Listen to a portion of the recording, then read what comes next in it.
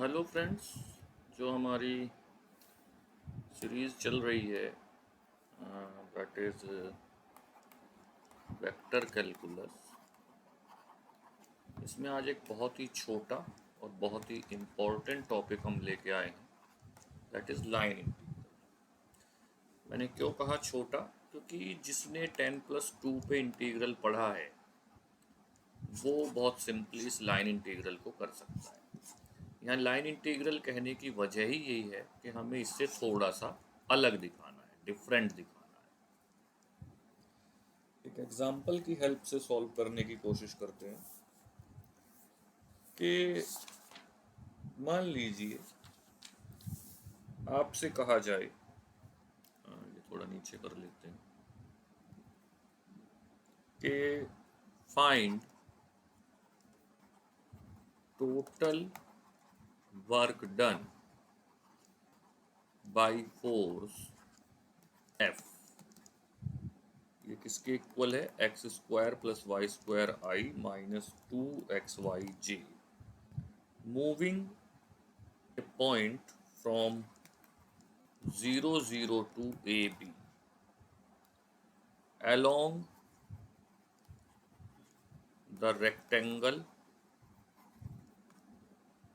bounded by the lines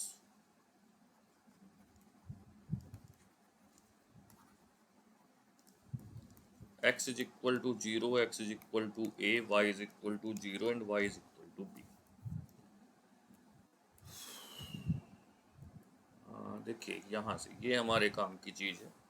सबसे पहले ये फंक्शन लिख लीजिए, x² + y² i minus 2xyj, और इसके बाद ये एक पिक्चर बना लीजिए।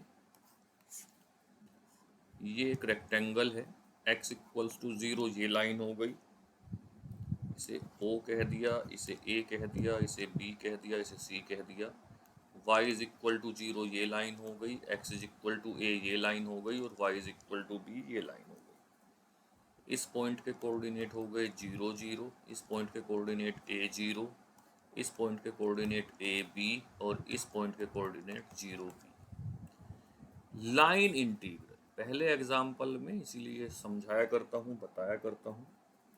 अगर मैं डी आर लिखूंगा तो डी आर का मतलब हुआ d x plus d x i plus j d x y. अगर 3 डायमेंशनल होता तो इसी तरह से के आता। तो वर्क डन मतलब एफ डॉट डी आर। तो इसका मतलब x² + y² i minus 2xyj dot d x i plus d y j. यहाँ लिख देते हैं। डॉट प्रोडक्ट में आई डॉट आई आएगा और आई डॉट जे 0। तो यानी जिन्हें सिंपल डॉट प्रोडक्ट 12th का याद है तो वो हो जाएगा x² + y² dx minus 2xy dy। तो यानी टोटल वर्क डन, ऊपर वाली फिगर को आप रिपीट करके देख सकते हैं, वो हो जाएगा OA F dot dr plus AB F dot dr plus BC F dot dr plus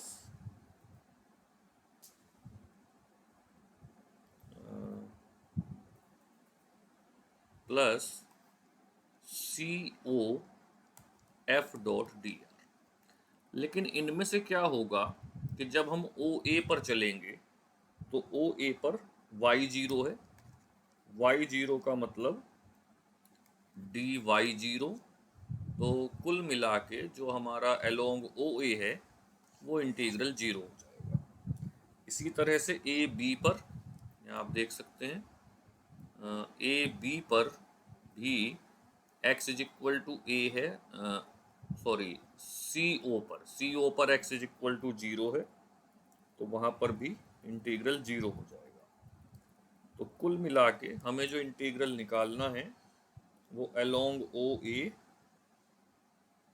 जो बचेगा वो बचेगा I1 = F dot dr that is 0 to a x square D x that is a cube by 3, और इसी तरह से I2 जो बचेगा वो ए बी पर एफ डॉट डी आर, और ये हो जाएगा -2ay dy। थोड़ी लंबी कैलकुलेशन है, आप कर सकते हैं, मैं अभी फिगर में दोबारा समझा दूंगा। और यहाँ से आएगा -ab²। देखिए इस फिगर पे वापस आते हैं। यहाँ y की वैल्यू 0 रखेंगे तो y और dy दोनों 0 हो जाएंगे। यहाँ पर x की वैल्यू 0 तो x और dx दोनों 0 हो जाएंगे। यहाँ पर x a है लेकिन dx 0 है। यहाँ y b है लेकिन dy 0 है। तो इस तरह से बहुत सारे इंटीग्रल 0 हो जाएंगे, और जो बचेगा, जो जहाँ दोनों ही 0 नहीं हो रहे, उसे आप कैलकुलेट कर। तो ये तो है पहला एग्जाम्पल जिसमें हम कहते हैं कि लाइन इंटीग्रल क्या होता है। तो आप समझ सकते हैं कि एक लाइन के अलोंग, पहले हम इस लाइन के अलोंग चले, y को 0 रखा, dy भी 0 हुआ। फिर इस लाइन के अलोंग चले, x को a रखा, dx 0 हुआ। फिर इस लाइन के अलोंग चले, y को b रखा, dy 0 हुआ। फिर इस लाइन के अलोंग चले, x को 0 रखा और y dx भी 0 हुआ। ये हम सॉल्व कर लेंगे और हमारा आंसर आ जाएगा। लेकिन क्या लाइन इंटीग्रल का मतलब लाइन के ही अलोंग होता है? नहीं, ऐसा नहीं। अगर मैं इसी बुक का एक अगला एग्जाम्पल करूं, f is equal to 3xy minus Y square जे, और ये कह रहा है कि calculate f dot d are, यानी पिछले सवाल की तरह बिल्कुल, along C where C is the arc of parabola, यानी सी एक पैराबोला है। y is equal to 2x² from 0 0 to 1 2। तो यहाँ पर क्या करेंगे, हम पैरामीट्रिक इक्वेशन लेंगे, late x is equal to T. जब x इक्वल्स टू टी लिया तो y is equal to 2x², यानी y is equal to 2t² और x is equal to t. तो x इज इक्वल टू 0 है तो t is equal to भी 0 है, और x इज इक्वल टू 1 है तो t इज इक्वल टू भी 1 है। तो अब हम क्या करेंगे कि हमारी जो ये इक्वेशन बन जाएगी, ये थी f is equal to 3xy minus y²j, और जब इसमें t की वैल्यू रखेंगे तो ये बन जाएगा 6t³ माइनस 4t⁴j। और अब हम इसे जब सॉल्व करने की कोशिश करेंगे तो ये हो जाएगा f dot d r is equal to 0 to 1, क्योंकि t की वैल्यू 0 से 1 तक वेरी कर रही है, 6t³ minus 4t⁴j dot i plus 4t j dt।